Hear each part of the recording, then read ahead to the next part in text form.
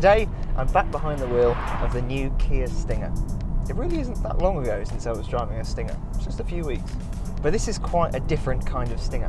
Whereas the one I drove a few weeks ago was 3.3 litre twin turbocharged V6, this is a much smaller 2 litre 4-cylinder turbocharged engine. So it is quite different.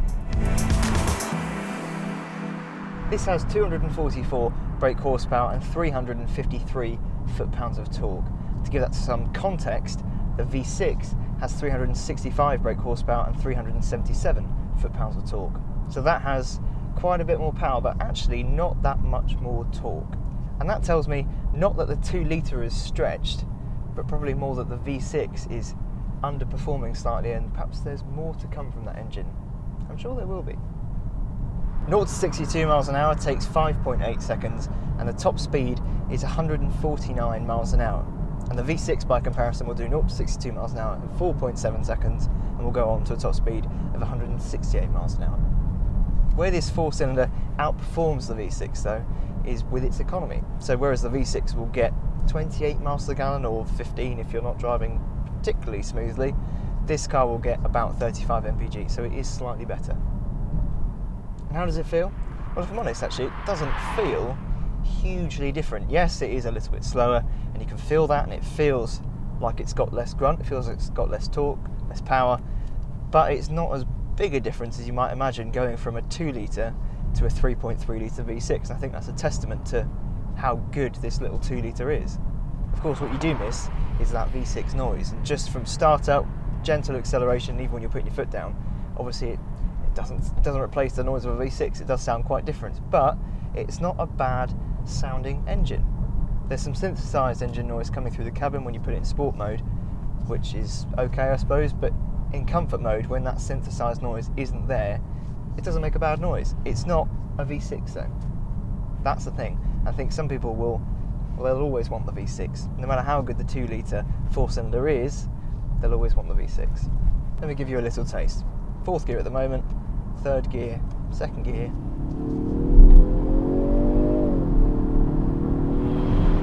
It's not a bad noise, but it is definitely different. It takes some getting used to. One thing that I think really works in its favour is the fact that it just feels a little bit more approachable. Some people will like that, some people will like that approachability, others they'll just want the power in the V6. The suspension feels pretty much identical, if I'm honest, although what you can feel is it just feels a little bit lighter in the nose, a little bit more agile, and that is because, well, the V6 is a heavier car. This weighs 1,717 kilos, the V6 weighs 1,855, so there is quite a big weight difference, and you can feel that behind the wheel.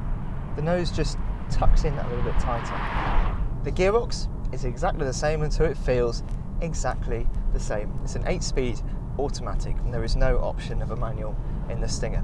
Because it's the same, it has the same pros and cons. So for the most part, it's very smooth. The response from the paddles is actually pretty good, although when you're changing down, sometimes it can be a bit lazy. On the con side of things, there is no specific manual mode for the gearbox. So although I can change gears with the paddles, I can't decide when it's going to go back into being fully automatic, which means I just feel like I have less control. The 2 litre has slightly smaller wheels and tyres than the V6, so this has 225 45 R18s front and back, so it's got 18-inch rims with still quite a low profile tyre, but not as low profile as in the V6. The V6 has 19-inch wheels front and back, and 225 40 tyres up front and 255 35 tyres at the back. I'd love to be able to tell you how much grip this car has got and the difference between this and the V6, but of course today, of all days, it was snowing, so I can't really do that. I need a dry road to really be able to tell how much grip this has got and how different it feels to the V6. And the other big difference is that this car does not have the same Brembo brakes as the V6. This has got 345mm discs at front and 330mm discs at the back. Both front and back are slightly smaller than in the V6.